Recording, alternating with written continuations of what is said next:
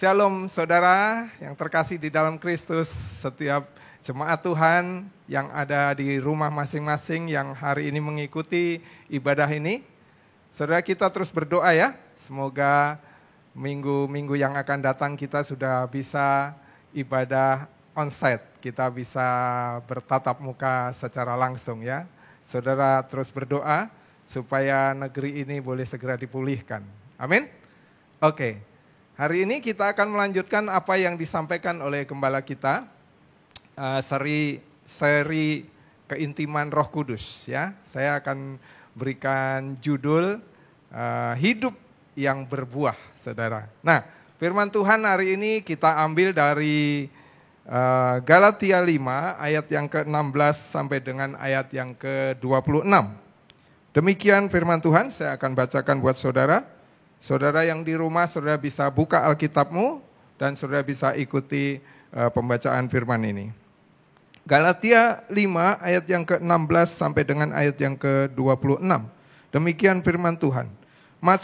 Maksudku ialah hiduplah oleh roh, maka kamu tidak akan menuruti keinginan daging, sebab keinginan daging berlawanan dengan keinginan roh, dan keinginan roh berlawanan dengan keinginan daging. Karena keduanya bertentangan sehingga kamu setiap kali tidak melakukan apa yang kamu kehendaki. Akan tetapi jikalau kamu memberi dirimu dipimpin oleh roh, maka kamu tidak hidup di bawah hukum Taurat.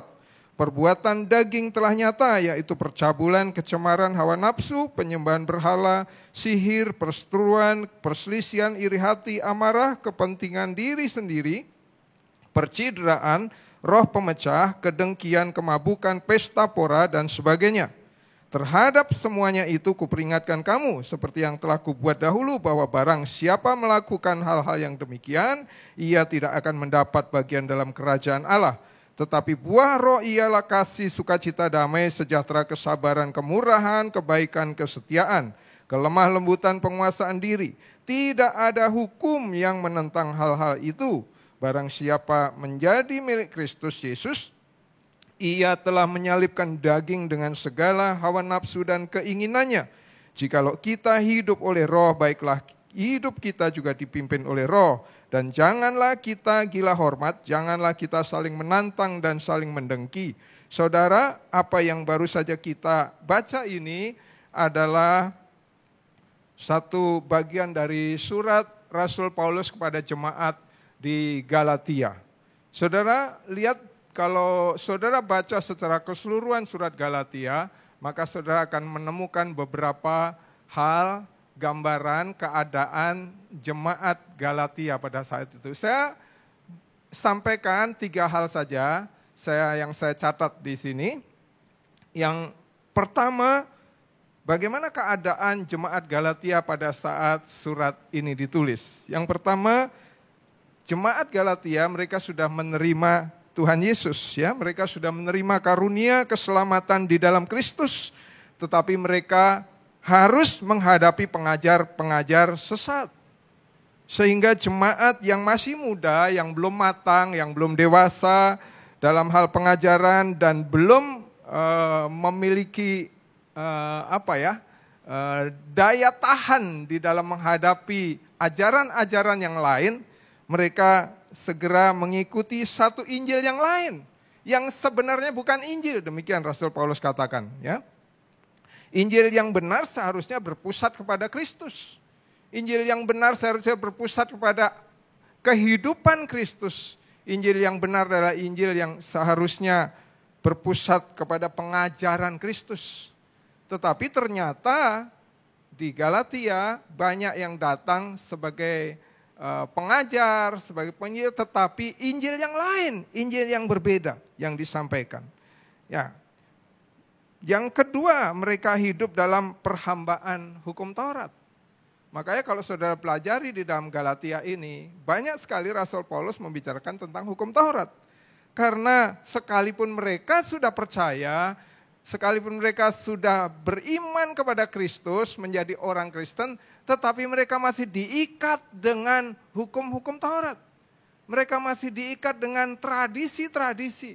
Mereka masih diikat dengan melakukan hari-hari raya tertentu. Nah, maka Rasul Paulus katakan mereka masih hidup di dalam perhambaan. Mereka masih belum merdeka, padahal Rasul Paulus katakan bahwa kamu sudah merdeka.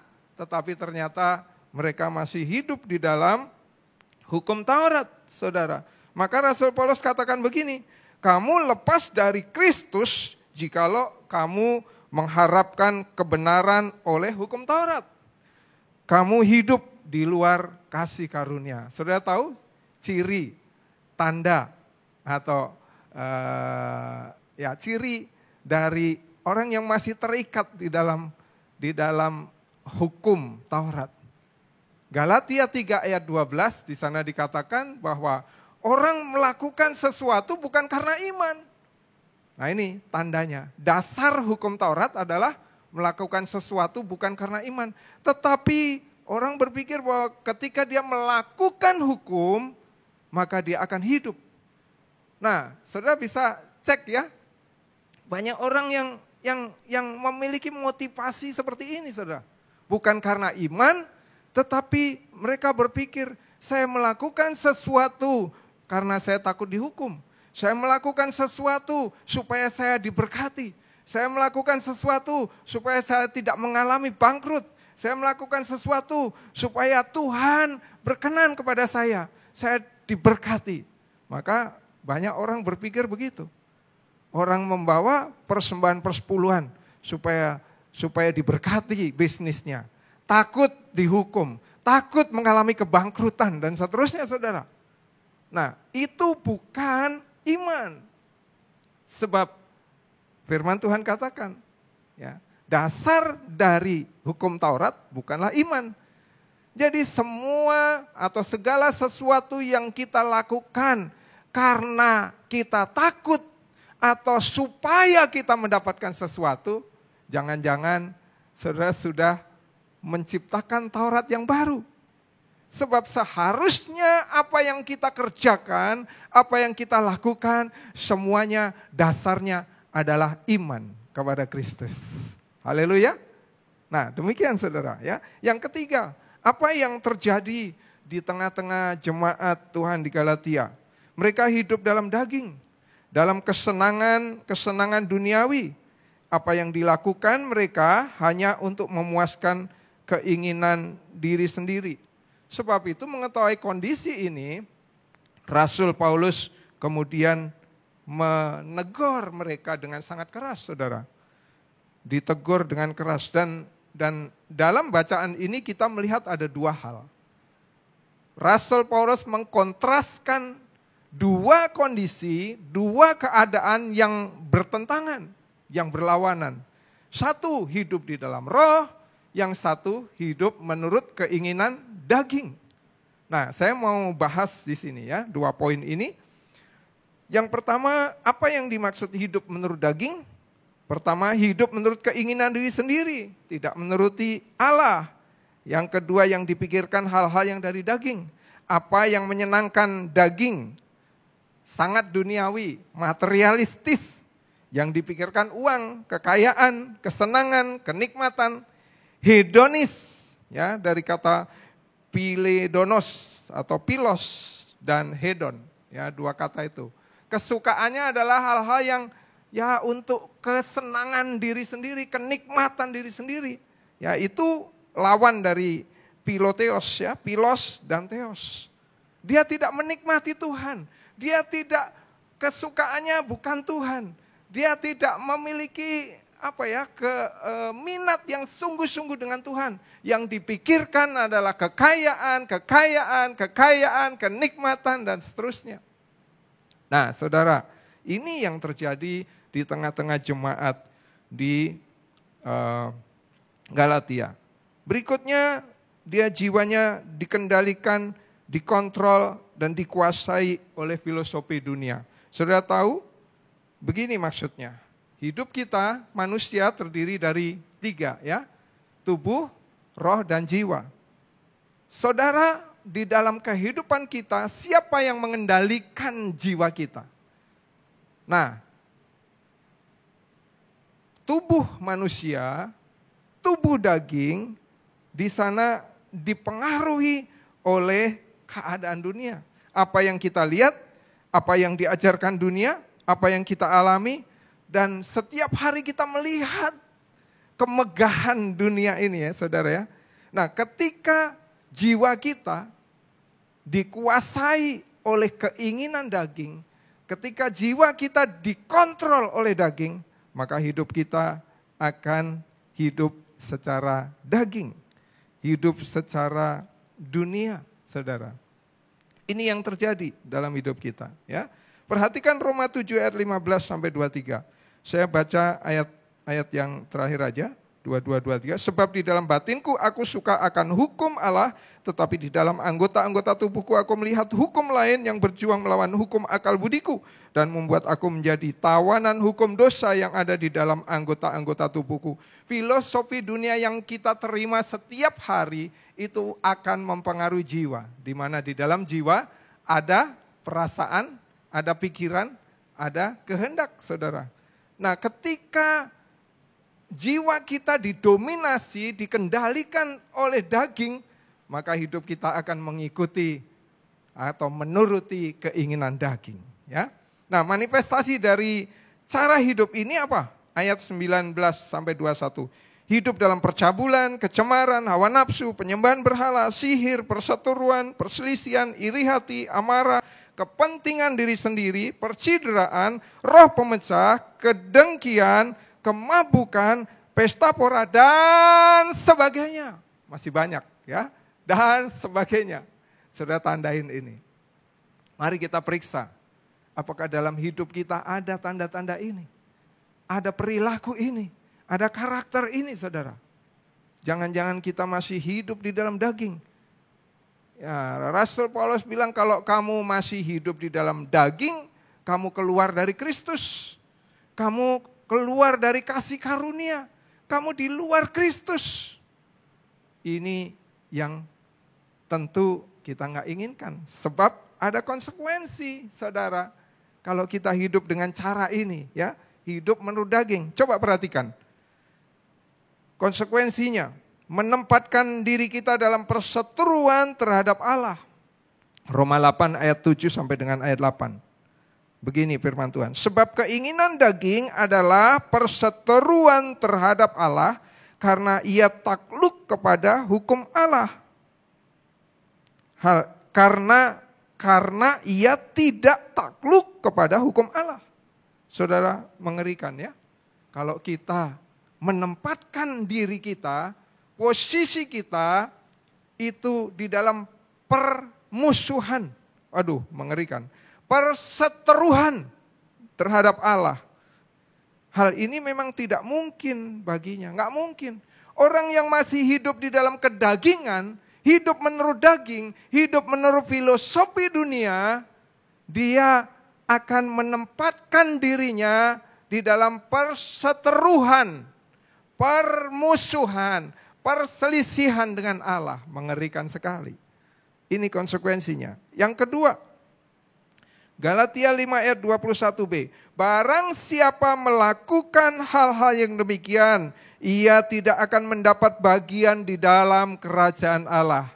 Saudara, jangan-jangan atau jangan sampai kita jungkir balik, kita menggunakan segala daya upaya dalam hidup kita melayani dengan giat, kita melayani dengan sungguh-sungguh, kita beribadah dengan sungguh-sungguh, tetapi waspada. Jangan-jangan hidup kita masih di dalam kedagingan.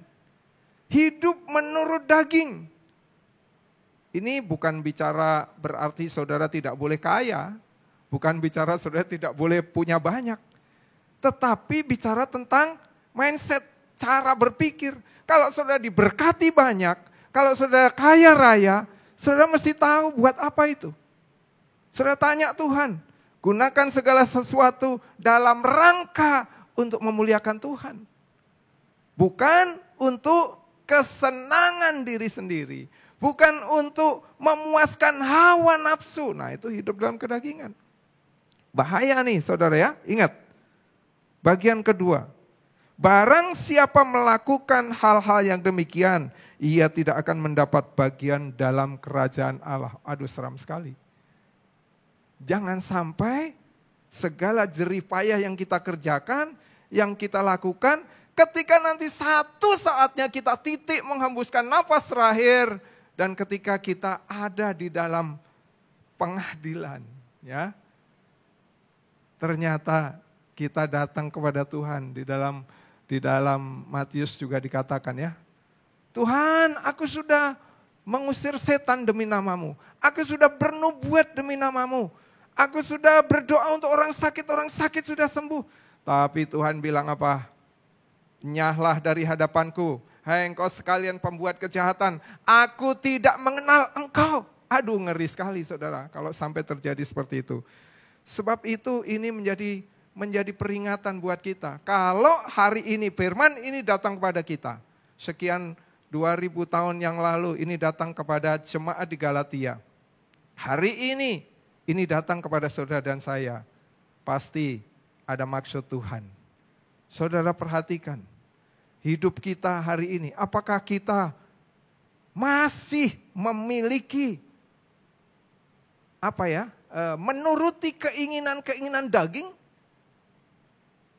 yang membawa kita pada posisi perseteruan dengan Allah, yang membawa kita kepada kita tidak memperoleh bagian di dalam kerajaan Allah. Nah, ini harus diperiksa. Ya, kita introspeksi, selidiki aku, lihat hatiku. Nah, saudara mesti periksa, ya. Nah, yang kedua, hidup oleh roh. Yang pertama tadi, hidup menurut keinginan daging.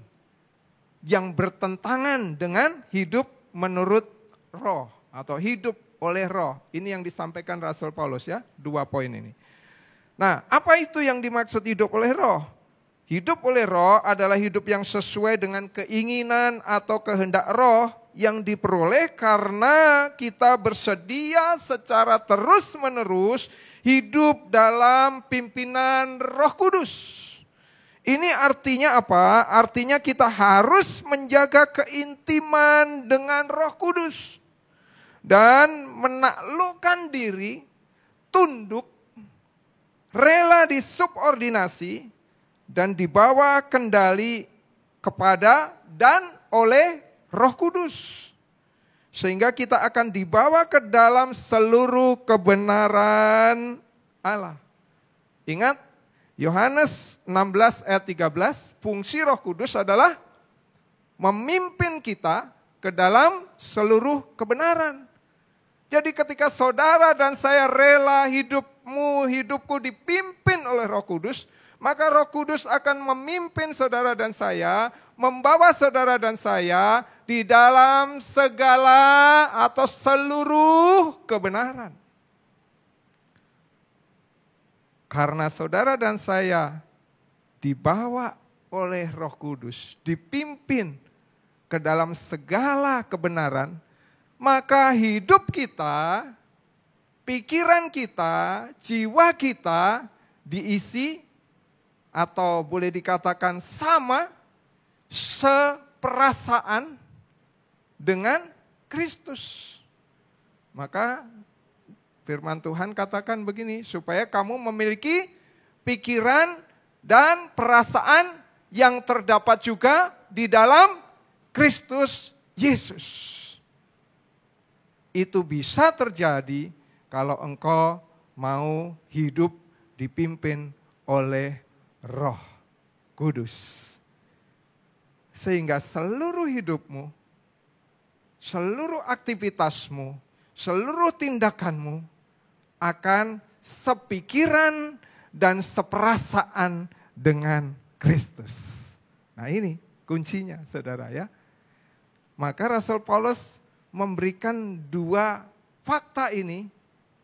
Di satu sisi kita hidup menurut daging, dan di sisi lain yang bertentangan dengan itu hidup menurut roh. Tidak mungkin saudara separuh-separuh. Ingat, engkau tidak bisa mengabdi kepada dua tuan. Kita bilang kita sudah percaya kepada Kristus, tetapi kita masih hidup dengan cara hidup yang lama. Kita masih percaya kepada Kristus, tapi kita masih diperhamba oleh hukum Taurat. Nah ini yang disampaikan oleh Rasul Paulus ya, saudara. Nah lihat manifestasinya ya.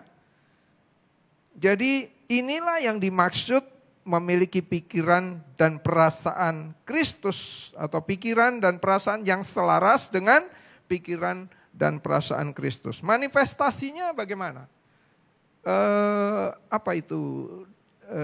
Wujudnya seperti apa, saudara? Nah, yang pertama kita lihat, kita tidak lagi hidup di bawah hukum Taurat.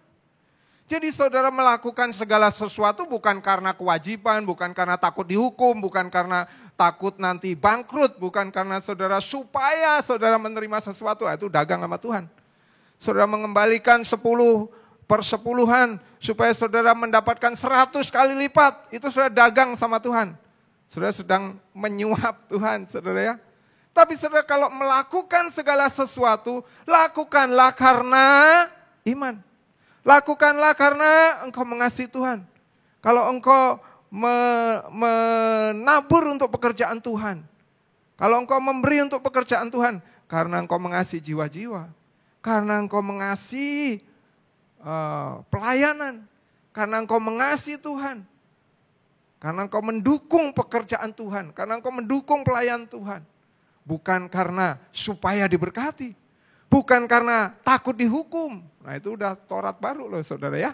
Nah ini supaya saudara ngerti. Dasar dari hukum Taurat adalah kalau kau melakukan, kemudian engkau ingin memperoleh hidup. Makanya di Galatia ini mereka lakukan seperti itu saudara. Ya, melakukan sunat. Karena mereka dapat pemahaman nih dari pengajar-pengajar yang sesat nih yang datang ke Galatia tuh. Orang harus disunat supaya dapat diselamatkan. Kalau enggak selamat dan seterusnya ya.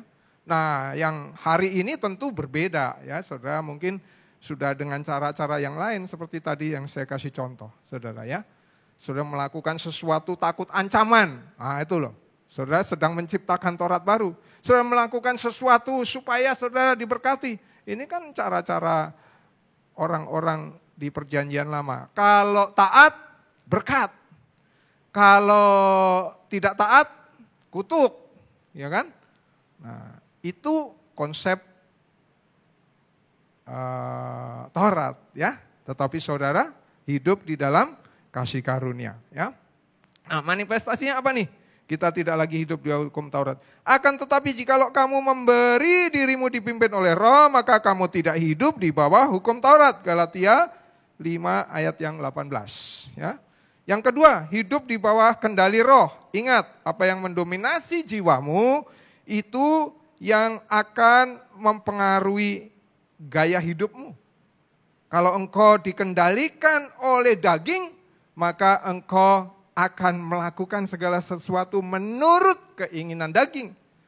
Kalau hidupmu dikendalikan oleh roh, kalau engkau disubordinasi oleh roh, kalau engkau takluk kepada roh, maka segala sesuatu yang kau kerjakan, engkau melakukannya selaras dengan kehendak roh, selaras dengan pimpinan roh.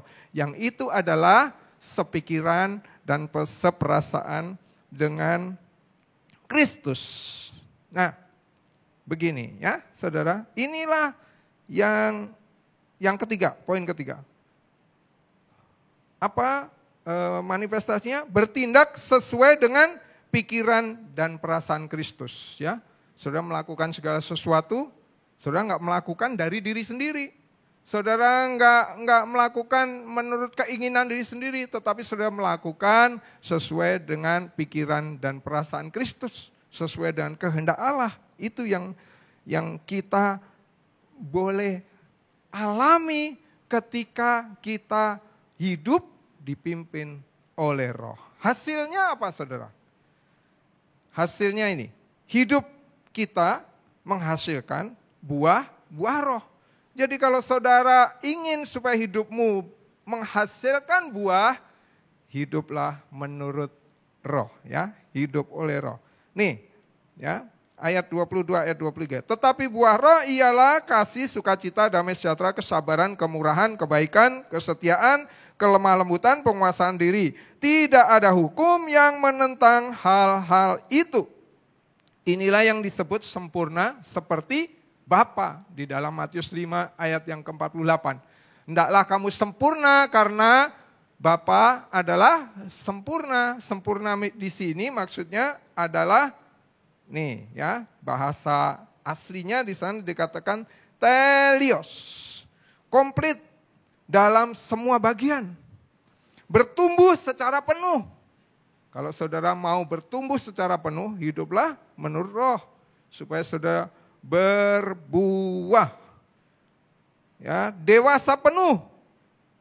Memiliki karakter yang serupa dengan Kristus. Inilah yang disebut dengan sempurna, ya.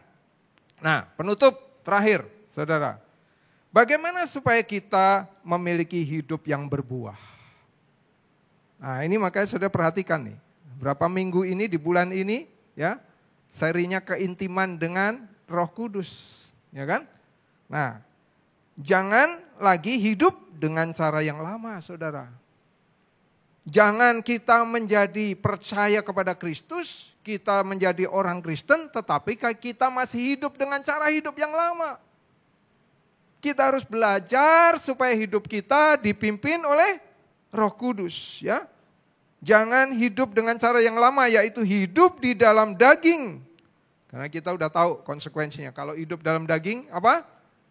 Kita menempatkan diri dalam perseteruan dengan Allah. Kita tidak mendapatkan bagian di dalam kerajaan Allah. Mengerikan. Nah, sebab itu jangan hidup menurut cara hidup yang lama. Tapi, ya hidup cara yang lama itu yaitu hidup di dalam daging. Ya, di dalam perhambaan. Tetapi hiduplah di dalam pimpinan Roh Kudus. Sehingga kita dapat hidup oleh roh, dengan demikian kita akan berbuah. Saudara mau berbuah? Ini bicara tentang karakter Kristus, ya, bicara tentang keserupaan dengan Kristus. Saudara boleh hebat di dalam pelayanan, tapi kalau karaktermu jeblok, gak ada gunanya. Saudara boleh hebat di dalam karirmu, dimanapun saudara berada. Tapi kalau saudara jeblok dalam karakter, nggak ada gunanya, saudara ya. Tapi ketika kita memiliki karakter Kristus yang diperoleh karena buah-buah yang dihasilkan karena hidup di dalam roh, maka kita akan hidup berkenan di hadapan Tuhan. Inilah yang menjadi kerinduan saya hari ini. Bagaimana keadaan saudara hari ini? Mari kita cek hati kita masing-masing. Masih ada nggak unsur-unsur kedagingan dalam hidup kita yang menghasilkan tadi itu manifestasi dalam wujudnya, dalam perbuatan-perbuatan kita. Karena itu akan membawa kita kepada kesia-siaan, saudara. Mari kita periksa hatimu, hati kita masing-masing. Kalau ada sesuatu yang berbicara, Roh Kudus berbicara dalam hatimu ketika kau mengikuti ibadah ini, siapkan hatimu untuk minta ampun kepada Tuhan. Bertobat dari jalan-jalan kita yang lama, ya. Kembali kepada jalan kita ketika kita dipanggil, ketika kita menerima Kristus, ketika kita mulai percaya, supaya kita mendapat bagian di dalam kerajaan Allah, supaya hidup kita berbuah, supaya kita boleh mengalami hal-hal yang manis bersama dengan Tuhan. Demikian firman Tuhan, saya tidak panjangkan. Kalau ada di antaramu yang mendengar firman ini dan saudara meresponinya, dan saudara mau berubah di dalam hidupmu, saudara tidak menggunakan standar ganda, dan hari ini mau berubah, mari angkat tanganmu, semua saudara yang di rumah hari ini, Saya akan berdoa buat saudara. Tuhan Allah Bapa kami yang kami sembah di dalam nama Tuhan Yesus. Terima kasih buat firman-Mu hari ini mengingatkan kami Tuhan. Kami ditegur sebagaimana jemaat di Galatia, kami ditegur Tuhan. Kalau masih ada unsur-unsur kedagingan di dalam hidup kami yang membawa kepada maut, yang membawa kepada kebinasaan. Bahkan sekalipun kami sudah mengenal Kristus tetapi kami masih hidup di dalam ikatan-ikatan duniawi. Kami masih hidup di dalam kedagingan kami. Kami tidak mau dipimpin oleh Roh Kudus. Tuhan, ampuni kami Tuhan. Hari ini kami rindu supaya kami boleh hidup di dalam Roh. Supaya kami boleh menghasilkan buah-buah Roh Kudus. Supaya hidup kami memiliki perilaku yang selaras, yang sama, yang serupa dengan Kristus. Yang sepikiran dan seperasaan dengan Kristus. Inilah kerinduan hati kami. Ampunilah dosa kesalahan kami Tuhan. Ampunilah ketidakmengertian kami. Ampunilah kami Tuhan yang kami kurang intim dengan Roh Kudus. Kami tahu kalau kami intim dengan Roh Kudus, kami akan dibawa, dipimpin ke dalam seluruh kebenaran. Sebab itu Tuhan beri kami kekuatan untuk kami melakukan firman ini. Bukan hanya menjadi pendengar, tetapi kami menjadi pelaku firman-Mu Tuhan. Terima kasih Bapa, terima kasih Tuhan. Aku berdoa buat setiap jemaat Tuhan. Jemaat SLCC yang mengikuti ibadah ini. Tuhan, Engkau tahu setiap pergumulan. Engkau tahu setiap hati kami masing-masing Tuhan. Engkau tahu setiap masalah, setiap persoalan kami yang membuat kami sulit untuk berjalan dalam kebenaran, yang membuat kami tidak tahan uji, yang membuat kami lemah, yang membuat kami tidak memiliki semangat untuk berjuang. Tuhan, ampuni kami Tuhan. Hari ini aku berdoa, Tuhan berikan kami kekuatan, berikan umat-Mu kekuatan, berikan umat-Mu pengertian, supaya mereka hidup di dalam cara-cara hidup yang baru sesuai dengan Injil yang diberitakan oleh hamba-hamba-Mu Tuhan. Terima kasih Bapa, terima kasih. Terpujilah nama-Mu Tuhan. Aku serahkan jemaat Tuhan di tempat ini ke dalam nama Tuhan Yesus Kristus. Terima kasih Bapa, terima kasih. Terpujilah nama-Mu. Dalam nama Tuhan Yesus kami berdoa, kami mengucap syukur. Haleluya. Amin. Demikian firman Tuhan saudara. Tuhan Yesus memberkati.